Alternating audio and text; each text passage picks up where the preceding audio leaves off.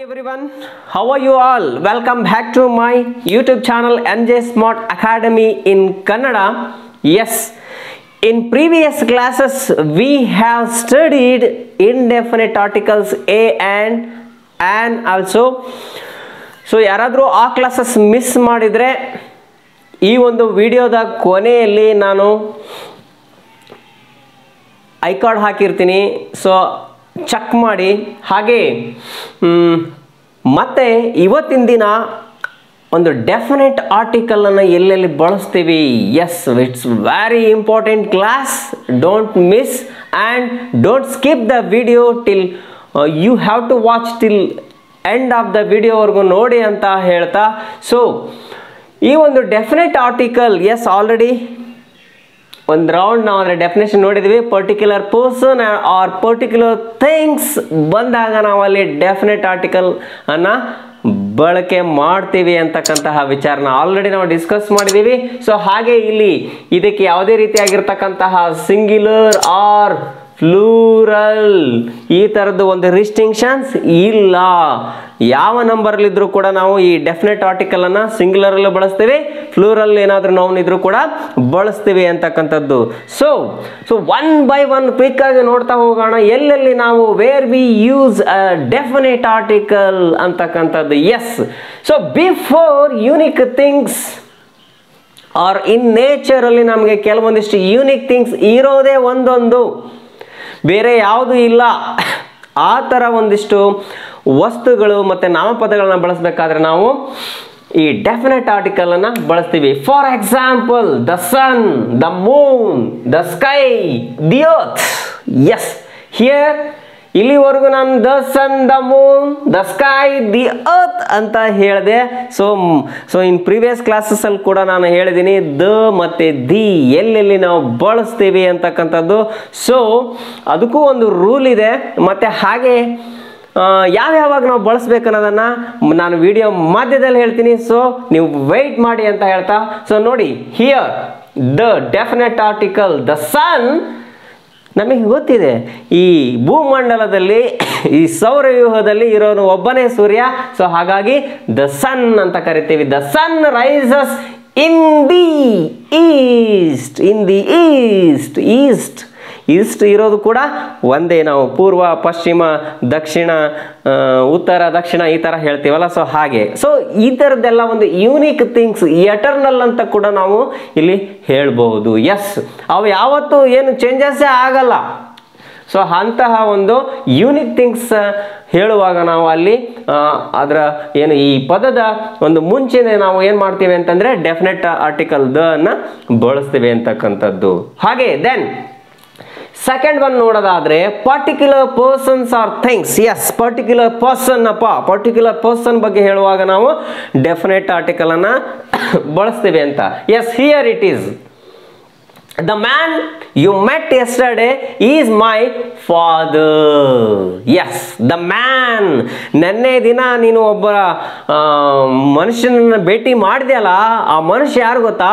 ಅವರೇ ನಮ್ಮ ತಂದೆ. ಈ ಥರ ಒಂದು ಪರ್ಟಿಕ್ಯುಲರ್ ಆಗಿ ಹೇಳುವಾಗ ನಾವು ಡೆಫಿನೆಟ್ ಆರ್ಟಿಕಲ್ ದನ ಬಳಸ್ತೀವಿ. ಹಾಗೆ ನೆಕ್ಸ್ಟ್ ಥರ್ಡ್ ಒನ್ ನೋಡೋದಾದ್ರೆ ಇನ್ನೂ ತುಂಬ ಎಕ್ಸಾಂಪಲ್ಸ್ ಇದೆ. ಜಸ್ಟ್ ನಿಮಗೆ ಒಂದು ಟಿಪ್ಸ್ ಅಷ್ಟೇ ಇದೆ. Yes, then persons or things mention for the second time. ಏನ್ ಸರ್ ಇದು second time, first time, second time? Yes, definite article. ಈಗ ಒಂದು ಎಕ್ಸಾಂಪಲ್ ನೋಡೋಣ. I went to a hotel. ಇಲ್ಲಿ ನೋಡಿ, ಇಲ್ಲಿ ಅ ಹೋಟೆಲ್ ಅದು ಇವಾಗ ಇಂಡೆಫಿನಿಟ್ ಆಗಿದೆ ಇಲ್ಲಿ ಹೋಟೆಲ್. ಸೊ ಅದೇ ಇವಾಗ ನೆಕ್ಸ್ಟ್ ದ ಹೋಟೆಲ್. ಇಲ್ಲಿ ಸೆಕೆಂಡ್ ಟೈಮ್ ನೋಡಿ, the hotel is very clean. ನಾನು ನಿನ್ನೆ ಒಂದು ಹೋಟೆಲ್ಗೆ ಹೋಗಿದ್ದೆ, ನಿನ್ನೆ ಯಾವುದೋ ಒಂದು ಹೋಟೆಲ್ಗೆ ಹೋಗಿದ್ದೆ, ಆದರೆ ಆ ಹೋಟೆಲ್ ಅದೊಂದು ಪರ್ಟಿಕ್ಯುಲರ್ ಥಿಂಗ್ ಆಯಿತು ಸೆಕೆಂಡ್ ಟೈಮ್ಗೆ. ಸೊ ಆವಾಗ ನಾವು ಡೆಫಿನೆಟ್ ಆರ್ಟಿಕಲನ್ನು ಬಳಸ್ತೀವಿ ಅಂತಕ್ಕಂಥದ್ದು. ಇದ್ರ ಮೇಲೇ ತುಂಬ ನಿಮ್ಮ ಒಂದು ಪರೀಕ್ಷೆಗಳಲ್ಲಿ ಪ್ರಶ್ನೆಗಳನ್ನು ಕೇಳ್ತಕ್ಕಂಥದ್ದು regarding fill suitable articles. Yes, I went to a hotel, the hotel is very clean. ಇಲ್ಲಿ ಹೋಟೆಲ್ ಮೊದಲು ಏನಾಗಿತ್ತು, ಇಂಡೆಫಿನೆಟ್ ಥಿಂಗ್ ಆಗಿತ್ತು.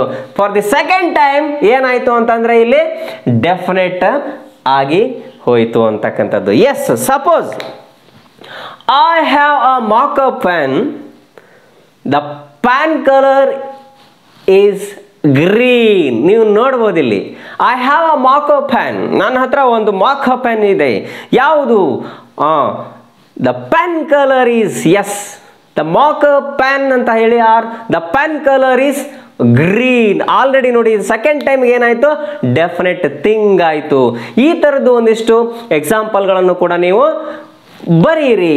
ಮತ್ತೆ ಹಾಗೆ ದೆನ್ ಫೋರ್ತ್ ನೋಡೋಣ. ಫೋರ್ತ್ ಒನ್ ಏನು ಹೇಳುತ್ತೆ ಅಂತಂದು ಹೇಳಿ, persons or things understood from the context. So ಕೆಲವೊಂದು ಸಂದರ್ಭದಲ್ಲಿ ಕೆಲವೊಂದು ಕಾಂಟೆಕ್ಸ್ಟ್ಗಳಲ್ಲಿ ನಾವು ಈ ಡೆಫಿನೆಟ್ ಆರ್ಟಿಕಲ್ ಅನ್ನ ಬಳಸ್ತೀವಿ. ಯಾವಾಗ? For example, I sat in the classroom. Yes, suppose ಯಾರಾದರೂ where did you go or somewhere ಈ ಥರದ್ದು ಏನಾದರೂ ಪ್ರಶ್ನೆಗಳನ್ನ ಕೇಳಿದಾಗ ನೋಡಿ, I sat in the classroom, the classroom, I sat in a classroom ಬಳಸಿದ್ರೆ ಆ ಟೈಮಲ್ಲಿ ಏನಾಗುತ್ತೆ ಅಂತಂದ್ರೆ ಅದು ಯಾವುದೋ ಒಂದು ಇಂಡೆಫಿನೆಟ್ ಥಿಂಗ್ ಅಂತ ಅನ್ಕೊಂಡ್ಬಿಡ್ತೀವಿ, ಯಾವುದೋ ಒಂದು ಕ್ಲಾಸ್ ರೂಮಲ್ಲಿ ಗೊತ್ತಿಲ್ಲದಲೇ ಇದ್ದಾಗ. Here I sat in the classroom, it means in my class. Suppose your friend ask like that, where are you? ಏನೋ ಫೋನ್ಸ್ ಏನಾದರೂ ಇದ್ರೆ where are you? Yes, I sat in the classroom, it means ನೀವು ಗೊತ್ತು ಯಾವ ಕ್ಲಾಸಲ್ಲಿ ಓದ್ತಾ ಇದೆಯಾ ಅಂತ. ಇಟ್ ಮೀನ್ಸ್ ಸೊ 10th ಆಗಿದ್ರೆ 10th ಅಂತ ಅಂಡರ್ಸ್ಟುಡ್ ಆಗುತ್ತೆ ಅಂತಕ್ಕಂಥದ್ದು. That is understood. ಇದನ್ನು ನಾವು ಒಂದು ಅಂಡರ್ಸ್ಟುಡ್ ಕಾಂಟೆಕ್ಸ್ಟ್ ಅಂತ ಕರಿತೀವಿ. ಸೊ ಹಾಗೆ give me the pen. For example, suppose if your friend has a pen in ಪಾಕೆಟಲ್ಲಿ ಏನಾದರೂ ಪೆನ್ ಇದ್ರೆ ಗಿವ್ ಮಿ ದ ಪೆನ್ ಅಂತ ಕೇಳ್ತಾರೆ. ಸೊ ಗೊತ್ತು ನಿನ್ನ ಹತ್ರ ಇದೆಯಲ್ಲ, ಡೆಫಿನೆಟ್ ಥಿಂಗ್. ಎಸ್, ಸೊ ಅಂಥ ಟೈಮಲ್ಲಿ give me the pen. Here in ಪಾಕೆಟಲ್ಲಾದರೆ ಇರ್ಬೋದು, ಸಾರಿ, ಇಲ್ಲಾಂದರೆ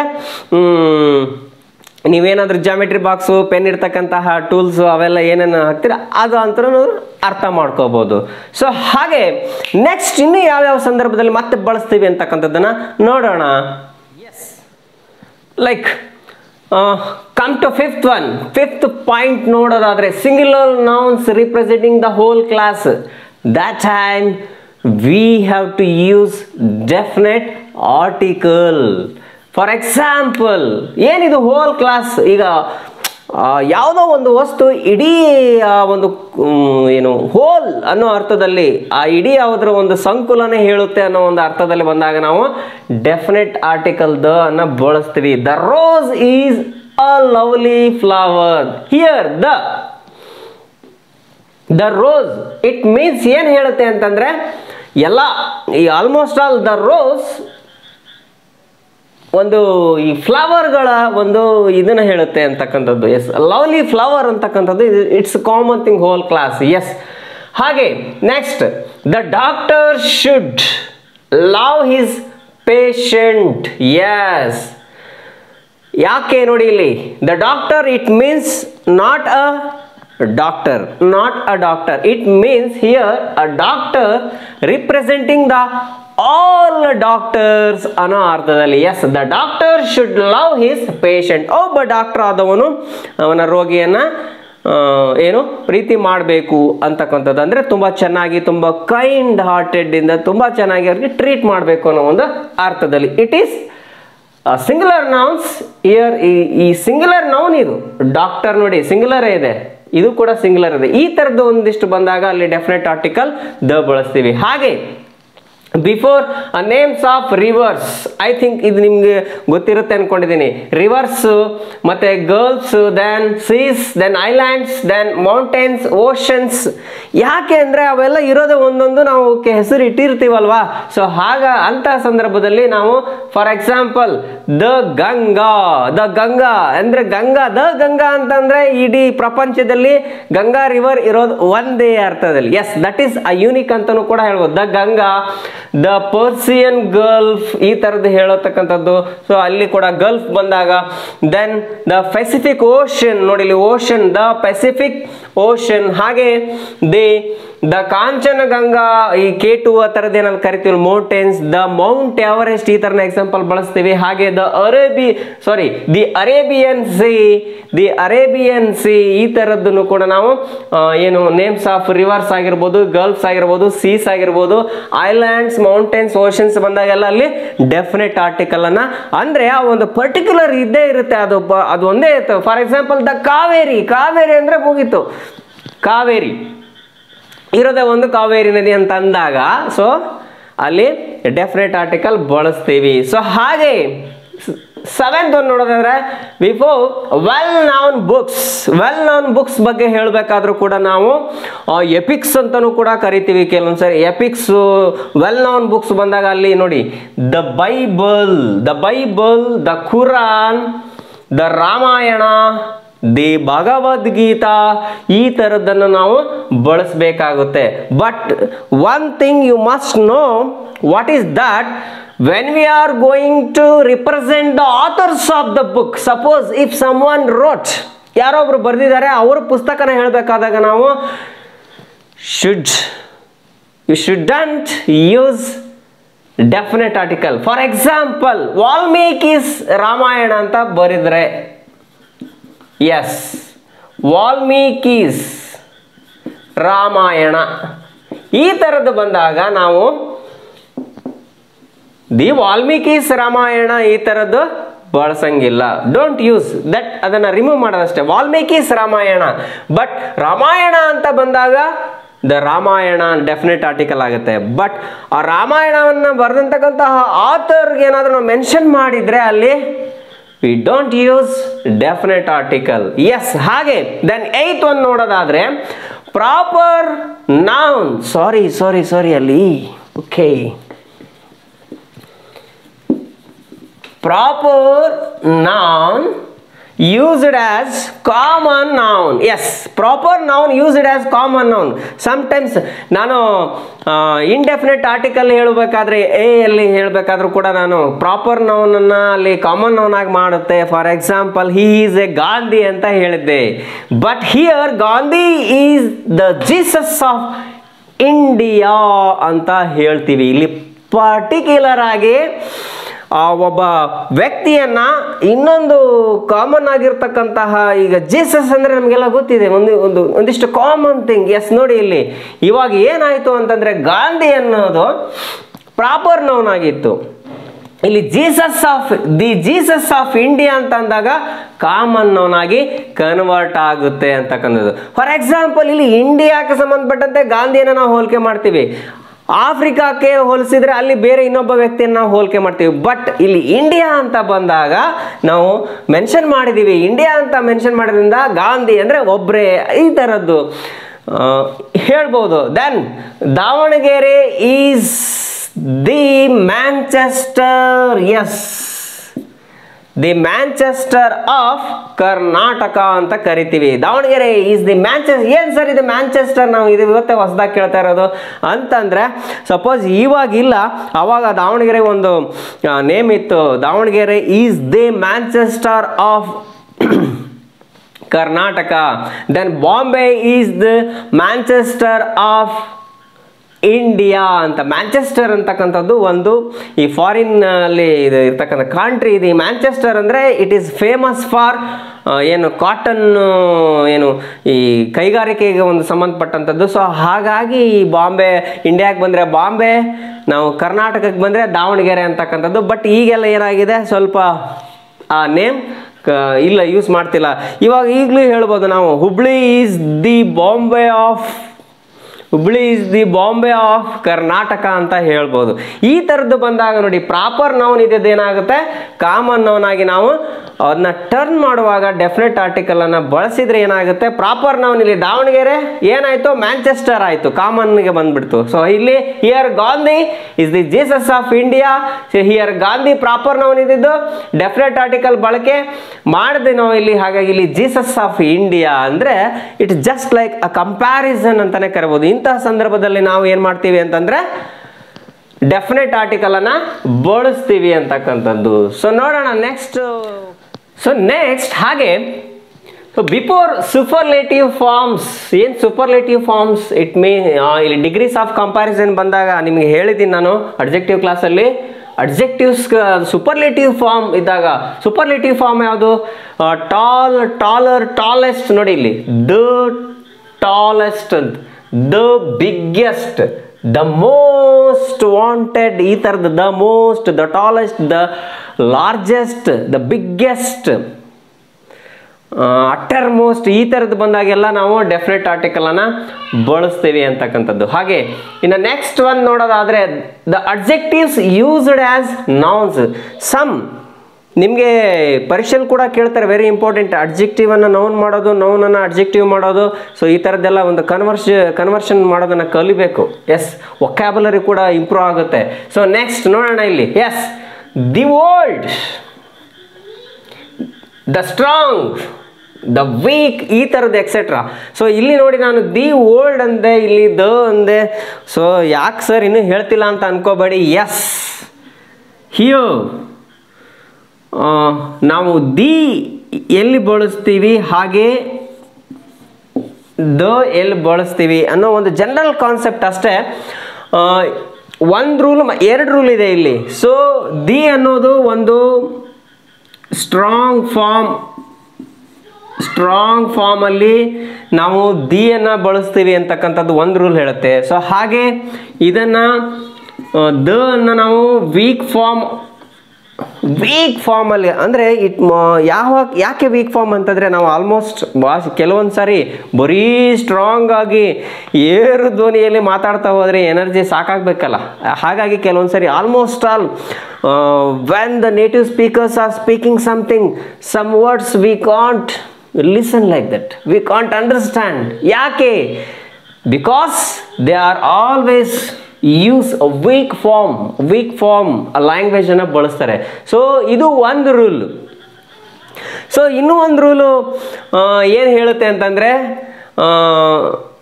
the is used before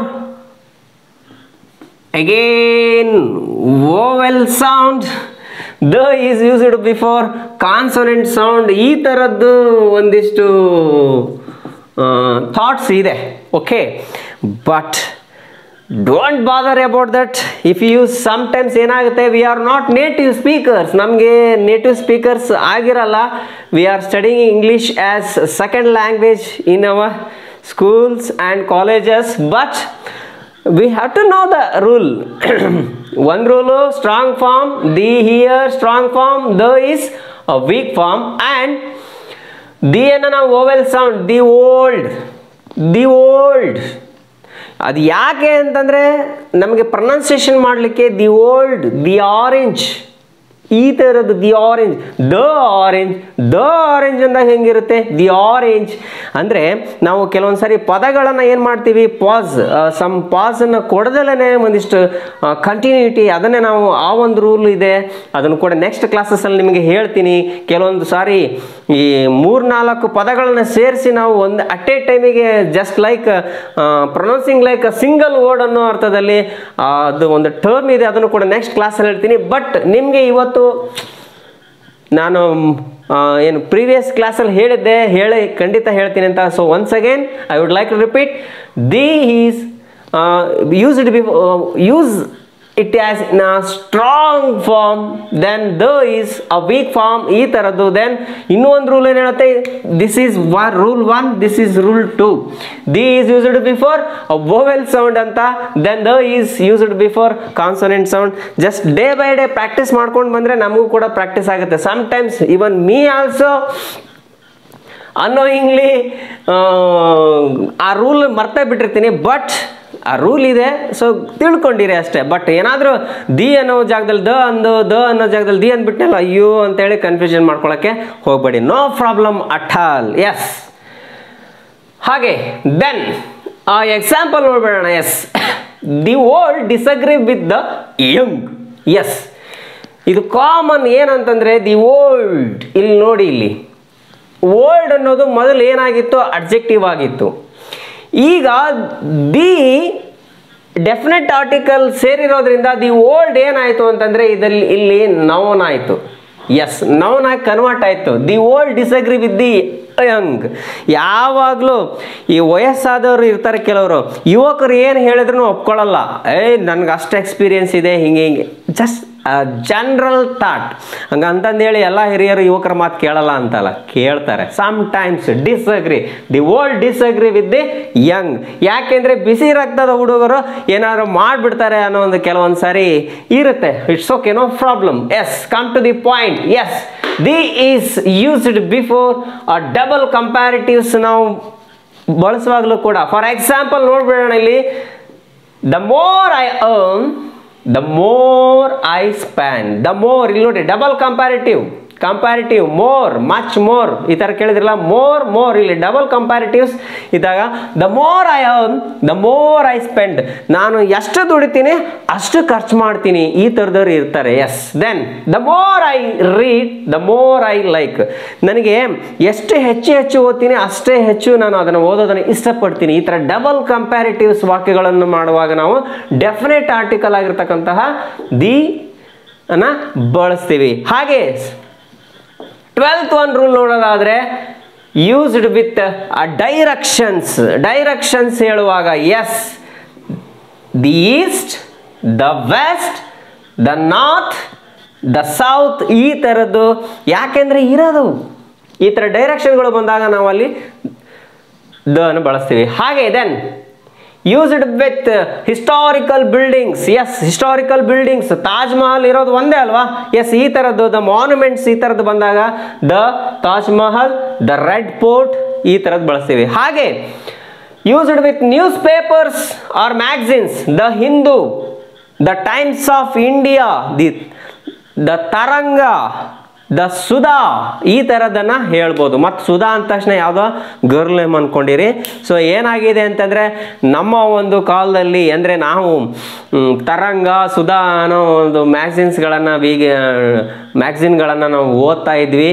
so it's a good experience ಅಂತ ಹೇಳ್ಬೋದು. ಬಟ್ ನಿಮ್ಮ ಕಾಲಕ್ಕೆ ಈಗ ಓದೋದನ್ನು ಎಷ್ಟು ವಿದ್ಯಾರ್ಥಿಗಳು ನ್ಯೂಸ್ ಪೇಪರ್ ಓದ್ತೀರಾ ಗೊತ್ತಿಲ್ಲ. ಓಕೆ, ಎಸ್, ಈ ಥರದ್ದು ಬಂದಾಗ ನಾವು ಡೆಫಿನೆಟ್ ಆರ್ಟಿಕಲನ್ನು ಬಳಸ್ತೀವಿ ಇಲ್ಲಿ ಅಂತಕ್ಕಂಥದ್ದು. Yes, am I cleared? Okay, ನೋಡೋಣ ನೆಕ್ಸ್ಟ್ ಮತ್ತೆ ಏನೇನಿದೆ ಅಂತಕ್ಕಂಥದ್ದು, ಯಾವ್ಯಾವುದು ಇನ್ನೂ ತುಂಬ ಇದೆ ಡೆಫಿನೆಟ್ ಆರ್ಟಿಕಲ್. ಎಸ್, ಹಾಗೆ ನೆಕ್ಸ್ಟ್ ಬೇರೆ ಸಂದರ್ಭದಲ್ಲಿ ಮತ್ತೆ ಎಲ್ಲೆಲ್ಲಿ ಬಳಸ್ತೀವಿ definite article? Names of countries. Yes, the United States, the United Kingdom, ಈ ಥರದ್ದು ಪ್ರಾವಿನ್ಸಸ್ ಆಗಿರ್ಬೋದು, ಕಂಟ್ರೀಸ್, ಈ ಥರ ಒಂದಿಷ್ಟು ಸ್ಟೇಟ್ಸ್ಗಳು ಸೇರಿಬಿಟ್ಟು ಒಂದು ಈ ಥರದ್ದು ಬಂದಾಗ ನಾವು ಡೆಫಿನೆಟ್ ಆರ್ಟಿಕಲ್ ಬಳಸ್ತೀವಿ. ಹಾಗೆ historical events it means the independence day, the republic day, the second war of, the third war, the first war of, ಈ ಥರದನ್ನು ನಾವು ಹೇಳುವಾಗ ಹಿಸ್ಟಾರಿಕಲ್ ಇವೆಂಟ್ಸ್ ಹೇಳುವಾಗಲೂ ಕೂಡ ಡೆಫಿನೆಟ್ ಆರ್ಟಿಕಲ್ ಬಳಸ್ತೀವಿ. So next one, nationalities or communities ಹೇಳುವಾಗಲೂ ಕೂಡ ನಾವು definite article. Here the French ಏನು ಹೇಳುತ್ತೆ ಅಂದರೆ ನ್ಯಾಷನಾಲಿಟಿ ಹೇಳುತ್ತೆ, the Indian, yes, the Sikh community, the Muslim, the Hindu, ಈ ಥರದ್ದು ಕಮ್ಯುನಿಟಿ ಹೇಳುವಾಗ ಮತ್ತು ನ್ಯಾಷನಾಲಿಟೀಸ್ ಹೇಳುವಾಗಲೂ ಕೂಡ ನಾವು ಡೆಫಿನೆಟ್ ಆರ್ಟಿಕಲ್ ಅನ್ನು ಬಳಸ್ತೀವಿ ಅಂತ. ಸೊ ದೆನ್ ಹಾಗೆ ಆರ್ಡಿನಲ್ಸ್, ಏನಿದು ಆರ್ಡಿನಲ್ಸ್ ನಾನು ಕೂಡ ಹೇಳಿದ್ದೀನಿ ನಿಮಗೆ ಆರ್ಡಿನಲ್ಸ್ ಬಗ್ಗೆ. The first, the second, the third, the next, ಈ ಥರದ್ದು ಬಳಸುವಾಗಲೂ ಕೂಡ ನಾವು ಡೆಫಿನೆಟ್ ಆರ್ಟಿಕಲ್ ಯೂಸ್ ಮಾಡ್ತೀವಿ. ಹಾಗೆ the definite article used with musical instruments ಕೂಡ ನಿಮಗೆ ಎಕ್ಸಾಮಲ್ಲಿ ಕೇಳಿರ್ತಾರೆ. ಮ್ಯೂಸಿಕಲ್ ಇನ್ಸ್ಟ್ರೂಮೆಂಟ್ ಕೊಟ್ಬಿಟ್ಟು ನೆಕ್ಸ್ಟ್ ಅಲ್ಲಿ ಫಿಲ್ ಇನ್ ದ ಬ್ಲ್ಯಾಂಕ್ಸ್, ಇಲ್ಲಿ ಹಿಯರ್ ಮ್ಯೂಸಿಕಲ್ ಇನ್ಸ್ಟ್ರೂಮೆಂಟ್ ಇರುತ್ತೆ. ಸೊ ಆವಾಗ ನೀವೇನು ಮಾಡಬೇಕು ಅಂತಂದರೆ the violin, the Veena, the flute, the sitar, the tabla, the saxophone, ಈ ಥರದ್ದು ಒಂದಿಷ್ಟು. ಅಂದರೆ it depends upon situation. Sir ಬರೀ ಅಂತಂದರೆ ಬಟ್ ನಾವು ಕಾಂಟೆಕ್ಸ್ಟನ್ನು ತುಂಬ ಅರ್ಥ ಮಾಡ್ಕೋಬೇಕಾಗುತ್ತೆ. ಈ ಆರ್ಟಿಕಲ್ಸನ್ನು ಎಲ್ಲೆಲ್ಲಿ ಬಳಕೆ ಮಾಡೋದು ಅಂತಂದೇಳಿ ಇದುವರೆಗೂ ತಿಳ್ಕೊಂಡ್ವಿ. ಸಮ್ಟೈಮ್ಸ್ ಒಂದು ಪ್ಯಾರಾಗ್ರಾಫಲ್ಲಿ ಅಲ್ಲಿ ಇಂಡೆಫಿನೆಟ್ ಆರ್ಟಿಕಲ್ ಬರ್ಬೋದು, ಡೆಫಿನೆಟ್ ಆರ್ಟಿಕಲ್ ಕೂಡ ಬರ್ಬೋದು. ಬಟ್ ಅಲ್ಲಿ ನೋಡಬೇಕಾಗತ್ತೆ, ಸೆನ್ಸ್ ನೋಡಿಕೊಂಡು ಕಾಂಟೆಕ್ಸ್ಟ್ ಏನಿದೆ ಇದು ಅಥವಾ ಅಂತಂದು ಹೇಳಿ. ಸೊ ಹಾಗೆ ನಾನು ನಿಮಗೆ ಮೊದಲು ಒಂದು ಪ್ರಶ್ನೆಯನ್ನು ಫಸ್ಟ್ ಏನು ಆರ್ಟಿಕಲ್ ಕ್ಲಾಸ್ ಶುರು ಆಗೋಕ್ಕಿಂತ ಮುಂಚೆ ನಿಮಗೆ ಒಂದು ಪ್ರಶ್ನೆಯನ್ನು ಹಾಕಿದ್ದೆ. ಅಲ್ಲಿ ಆ ಪ್ರಶ್ನೆಯನ್ನು ಈಗ ಒಂದು ರೌಂಡ್ ನೋಡೋಣ. ಈಗ ನಿಮ್ಗೆ ಕಂಪ್ಲೀಟಾಗಿ ಅದ್ರ ಉತ್ತರ ಏನು ಅಂತಂದೇಳಿ ಗೊತ್ತಾಗುತ್ತೆ. ಆರ್ಟಿಕಲ್ಸ್ ಶುರು ಮಾಡಿದಾಗ ನಾನು ಮೊದಲನೇ ವಿಡಿಯೋದಲ್ಲಿ ಇದೇ ಪ್ರಶ್ನೆಯನ್ನು ಹಾಕಿದ್ದೆ ಅಲ್ಲಿ. ಸೊ ನಿಮಗೆ ಪರೀಕ್ಷೆಯಲ್ಲಿ ಕೂಡ ಇದೇ ಥರ ಬರುತ್ತೆ. ಒಂದು ಬ್ಲ್ಯಾಂಕ್ ಈ ಥರದ್ದು ಇರಲ್ಲ, ಒಂದು 2-3 ಬ್ಲ್ಯಾಂಕ್ಸ್ ಕೊಟ್ಬಿಟ್ಟು ನಿಮಗೆ ಆರ್ಟಿಕಲ್ಸ್ ನಾಲೆಜ್ ಇದೆಯಲ್ಲ ಅಂತ ಟೆಸ್ಟ್ ಮಾಡೋದು ಈ ಥರದ್ದು. ಈಗ yes choose right one, I am waiting for dash ಇಲ್ಲಿದೆಯಪ್ಪ, ಯಾವ್ದು ಬರುತ್ತೆ? Then I don't know, then but expect. So ಏನು ಮಾಡಬೇಕು ಇಲ್ಲಿ ಒಂದು ನೋಡ್ಕೊಂಬಿಡಿ. ಒಂದಿಷ್ಟು ನಾವು ಆಪ್ಷನಿಂದನೂ ಕೂಡ ಸರಿಯಾದ ಉತ್ತರನ ಮಾಡ್ಬೋದು. ಸೊ ಕೆಲವೊಂದು ಸಾರಿ ನಾವು ಪರ್ಫೆಕ್ಟಾಗಿ ತಿಳ್ಕೊಂಡಿದ್ದೀವಪ್ಪ ಅಂತಂದರೆ ನೋಡ್ಬೇಕು ಇಲ್ಲೆಲ್ಲ ಯಾವ ಸೌಂಡ್ ಇದೆ ವೆರಿ ಇಂಪಾರ್ಟೆಂಟ್, ಅಂಡರ್ಲೈನ್ ಮಾಡ್ಕೊಂಬಿಡಿ. ಸೌಂಡ್ ಯಾವುದಿದೆ ಅಲ್ಲಿ ಕನ್ಫ್ಯೂಷನ್ ಇರಲ್ಲ. ಸೊ ಇಲ್ಲಿ ವೋವೆಲ್ ಸೌಂಡ್ ಇದೆ ಅಲ್ವಾ? Yes, I am waiting for dash answer, I don't know, answer will be.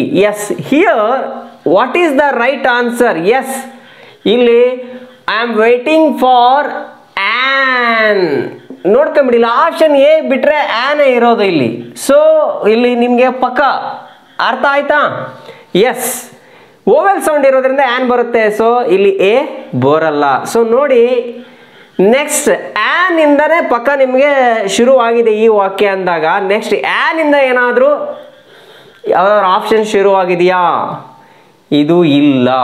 S, ಇದು ಕೂಡ ಇಲ್ಲ. ಸೊ ಇದು ಕೂಡ ಇಲ್ಲ. ಸೊ ನೀವು ಪಕ್ಕ ಆನ್ಸರ್ ಡಿ ಅನ್ನು ಮಾಡಬಹುದು. ಇದು ಒಂದು ಮೆಥಡ್. ಎಸ್, ಇಲ್ಲ ಸರ್ ನಾನು ತುಂಬ ಚೆನ್ನಾಗಿ ಆರ್ಟಿಕಲ್ಸನ್ನು ತಿಳ್ಕೊಂಡಿದ್ದೀನಿ ನೋಡೋಣ. Yes, I am waiting for an answer, ನಾನು ಒಂದು ಉತ್ತರಕ್ಕೆ ಕಾಯ್ತಾ ಇದ್ದೀನಪ್ಪ, ಒಂದು ಉತ್ತರಕ್ಕೆ ಕಾಯ್ತಾ ಇದ್ದೀನಿ. ಸೊ ಇದು ಇಂಡೆಫಿನಿಟ್ ಥಿಂಗ್ ಇದೆ ಇಲ್ಲಿ. Yes, then I don't know, I don't know the second time rule ಬಂತು ಇಲ್ಲಿ. ಸೆಕೆಂಡ್ ಟೈಮ್ ರೂಲ್ ಬಂದಾಗ ಏನು ಬಂತು? ಡೆಫಿನೆಟ್ ಆರ್ಟಿಕಲ್ ಬಳಸ್ತೀವಿ ಅಂತ ಹೇಳಿದ್ನಲ್ವಾ? Yes, I don't know the answer will be, I don't know ಏನು ಉತ್ತರ ಬರುತ್ತೆ, ಏನು ಅದಕ್ಕೆ ಉತ್ತರ ಬರುತ್ತೆ ಗೊತ್ತಿಲ್ಲ. ಡೆಫಿನೆಟ್ ಥಿಂಗ್, ಸೆಕೆಂಡ್ ಟೈಮ್ಗೆ ಡೆಫಿನೆಟ್ ಥಿಂಗ್ ಯೂಸ್ ಮಾಡಿದೆ. ಬಟ್ ಎಕ್ಸ್ಪೆಕ್ಟ್ ಯಾವುದಾದ್ರೂ ಒಂದು ಉತ್ತರ, an answer of some kind, ಯಾವುದಾದ್ರೂ ಒಂದು ಉತ್ತರ ಕೊಡ್ತೀಯ ಅಂತ ಗೊತ್ತಿದೆ, ಯಾವುದೋ ಒಂದು ಉತ್ತರ ಪರ್ಟಿಕ್ಯುಲರ್ ಆಗಿ. ಬಟ್ ಇಲ್ಲಿ context is very very important. ಯಾಕೆ ಇಲ್ಲಿ ಸರ್ ಈ ಆಲ್ರೆಡಿ ಇಲ್ಲಿ ಸೆಕೆಂಡ್ ಟೈಮ್ಗೆ ಅದೇ ಉತ್ತರ ಅಂತ ಬಂದಾಗ ನಿಮ್ಗೆ ಕ್ವಶನ್ ಮಾಡ್ಬೋದು, ಸರ್ ಇಲ್ಲಿ ಉತ್ತರ ಆಗ್ಬೋದಿತ್ತಲ್ಲ, ಪ್ರಶ್ನೆ ಬರುತ್ತೆ, ಬರಬೇಕು ಅದು. ಎಸ್, ಬಂದಾಗಲೇ ಅದು ತಲೆ ಕೆಡಬೇಕು, ಸ್ವಲ್ಪ ವಿಚಾರ ಮಾಡಬೇಕು. ಇಲ್ಲಿ ನೋಡ್ಕೊಳ್ಳಿ ಕಾಂಟೆಕ್ಸ್ಟ್. ಬಟ್ ಅಂತ ಡೌಟ್ ಹೇಳ್ತಾ ಇದೆ ಇಲ್ಲಿ. ಇಂಡೆಫಿನೆಟ್, ಡೆಫಿನೆಟ್ ಇಲ್ಲ. So indefinite, but expect an answer of some kind, ಯಾವುದಾದ್ರೂ ಒಂದು ಉತ್ತರ ಕೊಡ್ತೀಯಾ ಅಂತ ಅಂದ್ಕೊಳ್ಳಿ. ಸೊ ಈಗ ಇದಕ್ಕೆ ನಿಮಗೆ ಒಂದು ಕಂಪ್ಲೀಟ್ ಆರ್ಟಿಕಲ್ಸನ್ನು ಎಲ್ಲೆಲ್ಲಿ ಎ ಮತ್ತು ಆ್ಯನ್ ದನ ಎಲ್ಲೆಲ್ಲಿ ಬಳಸಬೇಕು ಅಂತಂದೇಳಿ ನೋಡಿದ್ವಿ. ಅಷ್ಟೇ ಇಂಪಾರ್ಟೆಂಟ್ ಆಗಿ ಈ ಆರ್ಟಿಕಲ್ಸ್ನ ಎ ಮತ್ತು ಆ್ಯನನ್ನು ಎಲ್ಲೆಲ್ಲಿ ಬಳಸಬಾರ್ದು ಅಂತ ಹೇಳಿದ್ದೀನಿ.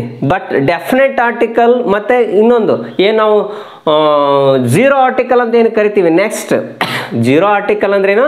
ಆರ್ಟಿಕಲನ್ನು ಬಳಸಂಗಿಲ್ಲಪ್ಪ ಅಷ್ಟೇ ಆ ಜಾಗದಲ್ಲಿ. ಅಂದರೆ ಇಲ್ಲಿ ಆರ್ಟಿಕಲನ್ನು, ಈ ಡೆಫಿನೆಟ್ ಆರ್ಟಿಕಲ್ನ ಮತ್ತೆ ಎಲ್ಲಿ ಬಳಸಬಾರ್ದು ಅನ್ನೋದು ಕೂಡ ನಾವು ತಿಳ್ಕೊಬೇಕಾಗುತ್ತೆ. ಸಮ್ಟೈಮ್ಸು ನಿಮಗೆ ಇನ್ನೂ ಹೈಯರ್ ಲೆವೆಲ್ ಹೋದಾಗೆಲ್ಲ ಅಲ್ಲಿ ತುಂಬ ಒಂದು ಪ್ಯಾರಾಗ್ರಾಫ್ ಕೊಟ್ಬಿಟ್ಟು ಅಲ್ಲಿ ಝೀರೋ ಆರ್ಟಿಕಲ್ಲು ಏನಾದರೂ ನಿಮಗೆ ಆಪ್ಷನ್ ಕೊಟ್ಟಿದ್ರೆ ಅವ ಸ್ವಲ್ಪ ಥಿಂಕ್ ಮಾಡಬೇಕಾಗುತ್ತೆ ಅಲ್ವಾ? ಸೊ ಆ ಒಂದು ಟಿಪ್ಸನ್ನು ಕೂಡ ನಿಮಗೆ ನೆಕ್ಸ್ಟ್ ಮುಂದಿನ ಒಂದು ವಿಡಿಯೋದಲ್ಲಿ ಖಂಡಿತ ಹೇಳ್ಕೊಡ್ತೀನಿ. ಸೊ ಏನು ಮಾಡಿ ಅಂತಂದರೆ, ನೀವು ವಿಡಿಯೋನ ಸ್ಕಿಪ್ ಮಾಡ್ತಾ ಏನಾದ್ರು ನೋಡಿಬಿಟ್ರೆ ಅಥವಾ ಏನೋ ಮಾಡಿಬಿಟ್ರೆ ನಿಮಗೆ ಖಂಡಿತ ಹೋಗಲ್ಲ, ಮಿಸ್ ಆಗುತ್ತೆ ಇನ್ಫಾರ್ಮೇಷನ್ ಅಂತ ಹೇಳ್ತಾ. ಸೊ ನಾನು ಮೊದಲಿಗೆ ಇವತ್ತು ಹೇಳೋಕೆ ಹೋಗಲಿಲ್ಲ, ಟೈಮ್ ವೇಸ್ಟ್ ಮಾಡಬಾರ್ದು, ಪ್ರತಿದಿನ ಅದೇ ರಾಗ ಆಗಬಾರ್ದಲ್ವಾ? ಸೊ ಹಾಗಾಗಿ ನಿಮಗೆ ವಿದ್ಯಾರ್ಥಿಗಳೇ ಏನಾದರೂ ಈ ವಿಡಿಯೋ ಇಷ್ಟ ಆಯ್ತಪ್ಪ, ಇನ್ನೂ ನಾನು ಚೆನ್ನಾಗಿ ಕಲಿಬೇಕು, yes I have to do something, yes I have to learn something in English language, ಈ ಥರದ್ದು ಏನಾದರೂ ಅಂದ್ಕೊಂಡ್ರೆ ಯಾರ್ಯಾರು ವಿಡಿಯೋ ನೋಡಿದ್ರೆ ಎಲ್ಲರೂ ಒಂದೊಂದು ಲೈಕ್ ಕೊಡಿ, ಹಾಗೆ ಸಬ್ಸ್ಕ್ರೈಬ್ ಆಗಿ ಫ್ರೀಯಾಗಿ, ಏನು ದುಡ್ಡು ಕೊಡಬೇಕಾಗಿಲ್ಲ. ಹಾಗೆ ಪಕ್ಕದಲ್ಲಿರ್ತಕ್ಕಂತಹ ಬೆಲ್ ಐಕಾನ್ ಪ್ರೆಸ್ ಮಾಡಿ ಆಲ್ ನೋಟಿಫಿಕೇಶನ್ ಕೊಡಿ ಅಂತ ಹೇಳ್ತಾ, ಸೊ ಯಾರಾದರೂ ಹಿಂದಿನ ಒಂದು ಪ್ರೀವಿಯಸ್ ವಿಡಿಯೋ ಆರ್ಟಿಕಲ್ಗೆ ಸಂಬಂಧಪಟ್ಟಿರ್ತಕ್ಕಂಥ ವಿಡಿಯೋ ಮಿಸ್ ಮಾಡ್ಕೊಂಡಿದ್ರೆ, ಸೊ ವಿಡಿಯೋ ಕೊನೆಯಲ್ಲಿ ನಿಮಗೆ ತಮ್ಮನೇಲಿ ಕಾಣಿಸುತ್ತೆ ಪಾರ್ಟ್ 1 ಆ್ಯಂಡ್ ಪಾರ್ಟ್ 2 ವಿಡಿಯೋ, ಇದು 3 ವಿಡಿಯೋ. ದೆನ್ ನೆಕ್ಸ್ಟ್ ವೆಯ್ಟ್ ಮಾಡಿ, ಅದು ಕೂಡ ಇಂಪಾರ್ಟೆಂಟ್ ಕ್ಲಾಸ್. 0 ಆರ್ಟಿಕಲ್ ಅಂದ್ರೆ ಏನು ಅಂತ ಹೇಳ್ಕೊಡ್ತೀನಿ ನಿಮಗೆ. ಸೊ ವೆಯ್ಟ್ ಮಾಡಿ ಅಂತ ಹೇಳ್ತಾ, ಸೊ ಯಾರೆಲ್ಲ ವಿಡಿಯೋ ನೋಡಿದ್ರೆ ಎಲ್ರಿಗೂ ಒಂದೊಂದು ಬಿಗ್ ಥ್ಯಾಂಕ್ಸ್ ಹೇಳ್ತೀನಿ. Okay, once again thank you all, bye.